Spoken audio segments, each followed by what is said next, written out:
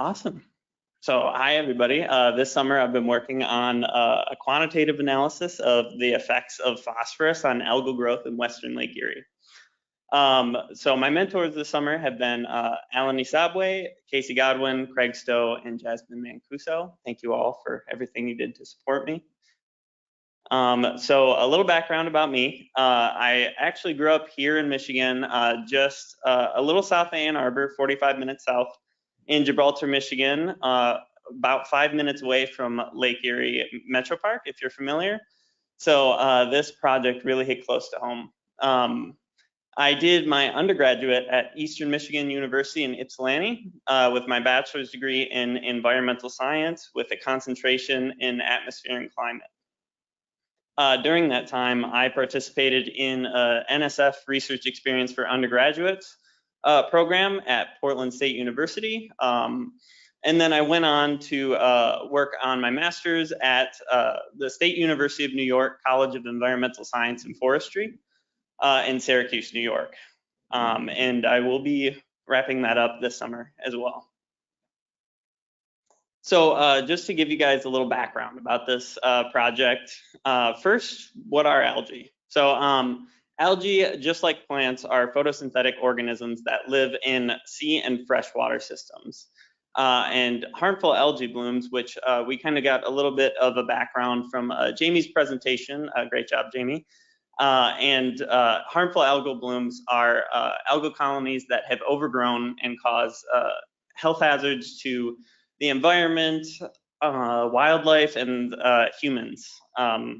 And HABs in Lake Erie tend to be composed of cyanobacteria, which are also known as blue-green algae. And that is, as the cyan suggests in their name, and emit a number of cyanotoxins. So how does it specifically impact Lake Erie?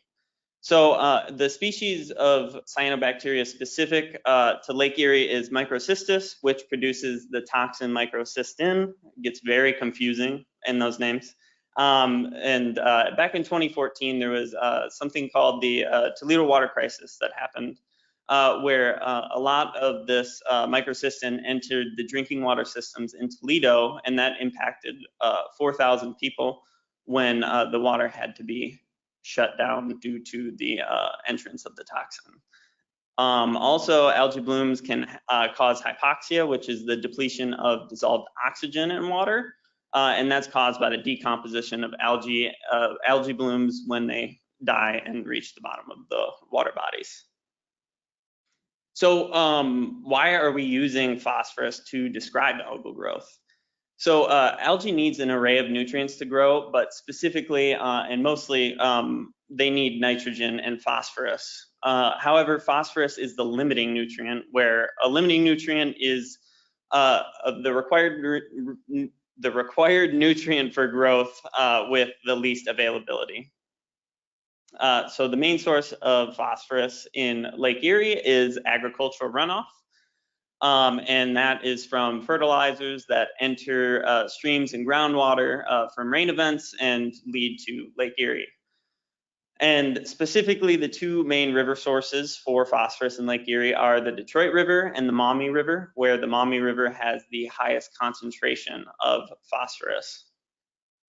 So just to orient everybody with how this works, so on the northern arrow, we have the Detroit River, and on the southern arrow, we have the Maumee River. And this image, which I'll go into a little bit more later, is our monitoring sites that we look at here at CIGLR and GLERL.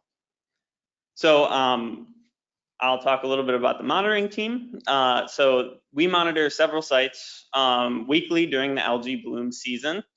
And a bunch of different variables are measured during the season. The first being chlorophyll A, which you'll probably see or hear me say a bunch, but pretty much that is just our proxy for algae growth or algae content in the lake. Also total phosphorus and some others, which are measures of available light because these are photosynthetic organisms, sediment content, specific toxin measures, and some more.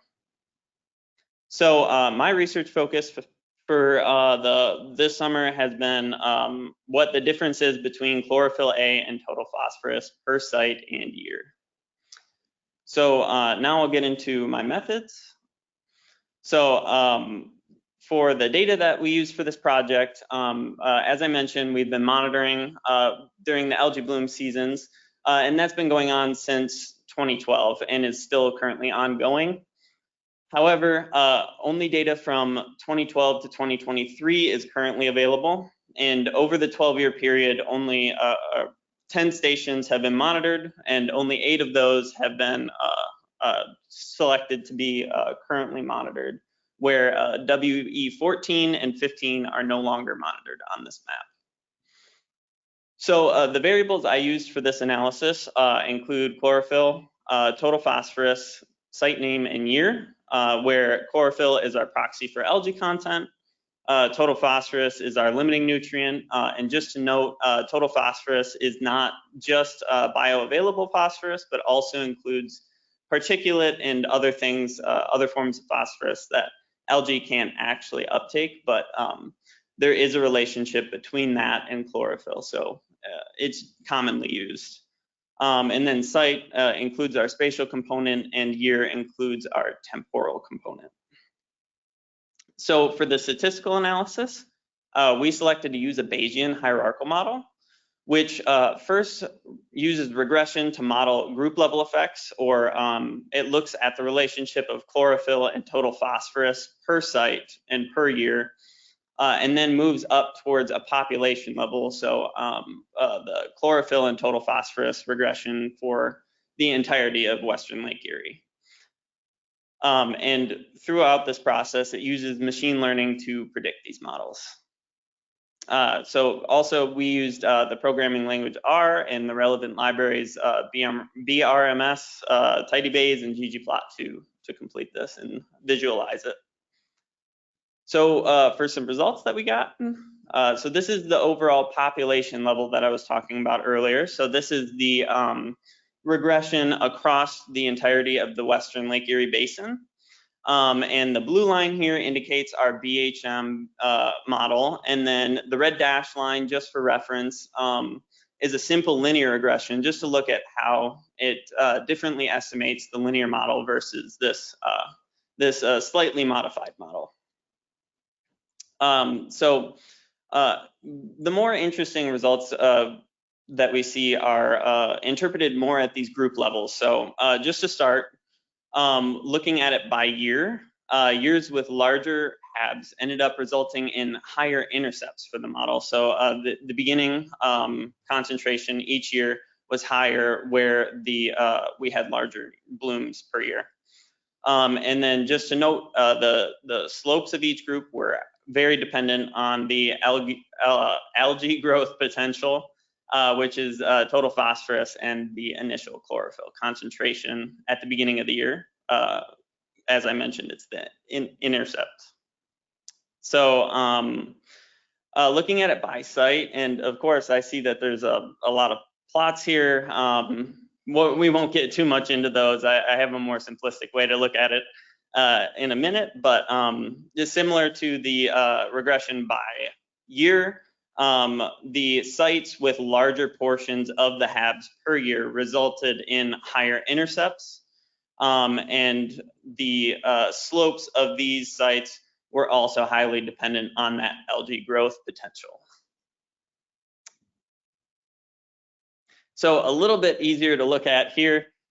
So these are the model coefficients that I was just talking about. On the left, we have a figure containing the slopes, where the red dashed line is our population level slope. So the chlorophyll versus TP population level slope across the Western Lake Erie Basin, and how that differs per site and per year, where the site is on the top and year is on the bottom of the figure. And then on the right, we have the intercepts. So specifically looking at the year intercept, just for the sake of time, I'll be focusing in on the intercepts here. We see that there's a few specifically with higher intercepts than the population level. And as I mentioned before, this clearly indicates that these years had larger algae blooms. So we're looking at 2021, 2017 through 19, and 2015 in comparison to the others. Now, by site, we get into the more interesting spatial component, which is also what I'll be focusing on for the rest of the presentation here. So you see that there's a few here that are larger than the population level effect. And getting into those more specifically, those sites are WE2, 6, 9, 12, and 16, which those might not mean anything to you right now, but when we put those on a map, we start to see this a grouping of points coming from the southern Maumee River and kind of entering into the western Lake Erie Basin. And we kind of see this trail here that looks like it might be interesting. So what I did was I put it onto a satellite image to kind of see how it relates to the dispersal of the Maumee into Lake Erie. And as you can kind of see, and it's not perfect, but there is sort of a tracking of the dispersal of the Maumee River, which carries that high concentration of total phosphorus into western Lake Erie and kind of tracks down the shoreline here. And just to note, the points in this satellite image are highly approximated. And this image was specifically taken in September of 2017. So this is at the end of the algae bloom season in a year with a very large algae bloom. So for some conclusions of this research, specifically this model was very easily interpretable and provided a robust description of the spatiotemporal relationship between chlorophyll and total phosphorus. Also, the year was the more important variable in describing chlorophyll versus TP. And that suggests a potential influence of some weather and climate variables like total precipitation or precipitation frequency that adds to that agricultural runoff that sends it to the western Lake Erie Basin. And using some other climate variables as well as precipitation or precipitation frequency might be useful in the future for modeling risk assessment or forecasting, as well as temperature or relative humidity or some other weather and climate variables. Also, specifically, sites containing larger portions of the HABs seem to follow the dispersal of the Maumee River, as I was kind of pointing out in that satellite image. So in the future, modeling the hydrodynamic flow of the rivers contributing phosphorus into the western Lake Erie Basin should be modeled to look at the risk assessment and forecasting models as well and evaluate their performance. So thank you to my mentors, CIGLR scientists Alain Isabwe, Casey Godwin, Jasmine Mancuso, and GLERL scientist Craig Stow. Also, I want to say thank you to the CIGLR and GLERL HABs monitoring team for providing great data to use for this. And also just to CIGLR, GLERL, and U of MCs for the funding and opportunity here this year. Thank you.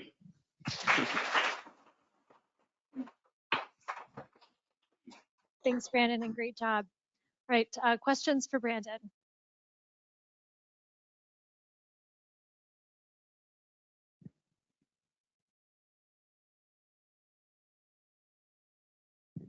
Hi, thank you. I was wondering if the work that you did here with CIGLR and GLERL is any way related to your master's program at SUNY ESF, or if you've seen something similar to the work done here with the Finger Lakes.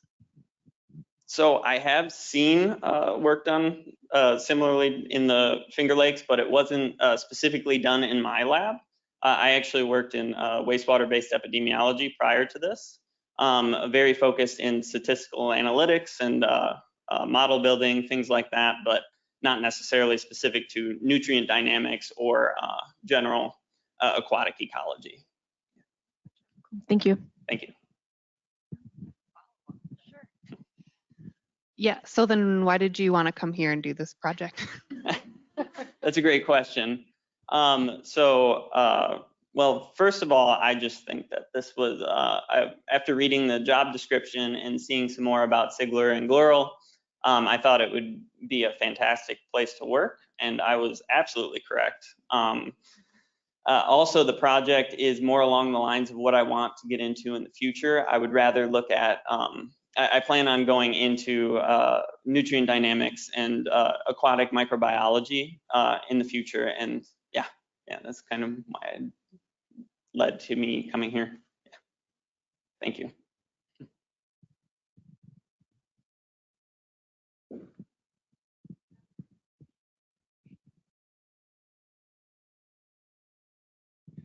Reagan just told me I couldn't ask a question, so I'll just make the observation actually that the Toledo water crisis was 10 years ago today. Really? Okay. Wow. All right. It's a great day to talk about it.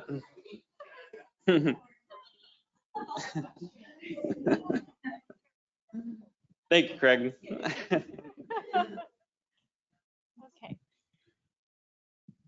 Any other questions for Brandon? Yes. Did you think about partitioning out the biological phosphorus and the non-biological phosphorus? And how do you think that would change the relationship between phosphorus and chlorophyll? I did think about that. So I think that would be great in future research. Did you have any specifics in mind, looking at total dissolved phosphorus or soluble? Okay.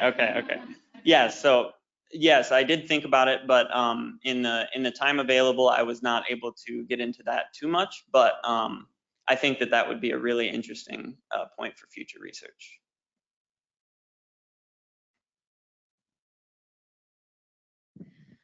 So for work moving forward, I think I can kind of see the intersect of the work you've done previously and more of like a public health space and this work, especially relating it back to the water crisis. Do you think you would like to continue doing work and research in freshwater systems that often provide people to drinking water? Or are you also interested in saltwater algal blooms and how that might affect different saltwater communities? Great question. Thank you. I would absolutely be interested in both. I'm very interested in generally aquatic systems, not specific to freshwater or saltwater. So yeah, I would be happy pursuing either or. Thanks. We can take one more question if there are any additional. All righty. Thanks so much, Brandon. Thanks.